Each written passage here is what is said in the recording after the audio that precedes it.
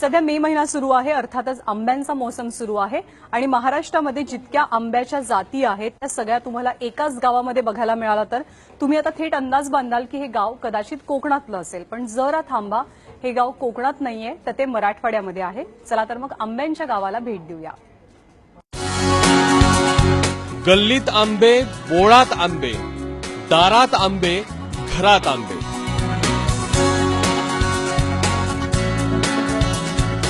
नजर जाईल आणि नजर जात नाही तिथपर्यंत आंबेच आंबे. इथं तुम्ही झोपूनही आंबे तोडू शकता. इतक्या आंब्यांनी गच्च भरलेलं हे गाव आहे लातूर जिल्ह्यातलं तांबरवाडी. आंबे भरपूर आहेत. 446 घराची वस्ती आहे ही. 446 घरामध्ये 5-7 आंब्याची बुडं आहेत आणि त्याला प्रत्येकाला कलम केलेले स्वतःच्या पैशावर स्वखर्चावर. आमच्या गावामध्ये फारसे झाडं आहेत. घरोघरी 2 ते 4 झाडं आहेत. हे स्वतः आमच्या घरामधले झाडं आहेत. प्रत्येक झाडागणीस 500 ते 600 आंबे उतरतात.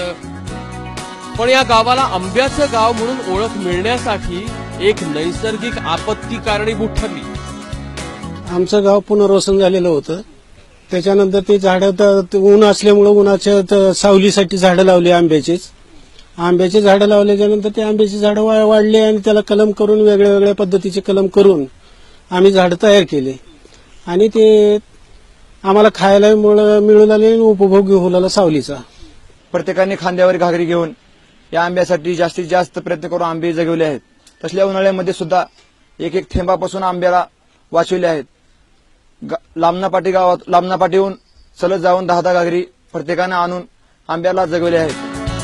तांबरवाडी नावातच तांबडं, त्यामुळे इथली मातीही तांबडी आणि त्यामुळेच या लाल मातीत इतके रसरशीत आंबे उगवतात. झाड एकही जात नाही फळाचं. कोणतं बी लावा तुम्ही, चक्कू लावा, आंबा लावा, नारळ लावा, काही लावा, फळाची झाडं सगळे येतातच. कोणतं झाड जात नाही. 4 वर्षात फळ लागतंय. केशर, हापूस, पायरी, गुठली, केळी, नीलम, नारळी, शेप्या, आंब्यामध्ये जितक्या जाती आहेत ना तितक्या सगळ्या जाती इथं आहेत. त्यामुळे इथं आंब्याच्या सीझन मध्ये घराघरात आमरसाचाच बेत असतो. इतकंच काय तर पोरांच्या आंबे खाण्याच्या स्पर्धाही लागतात.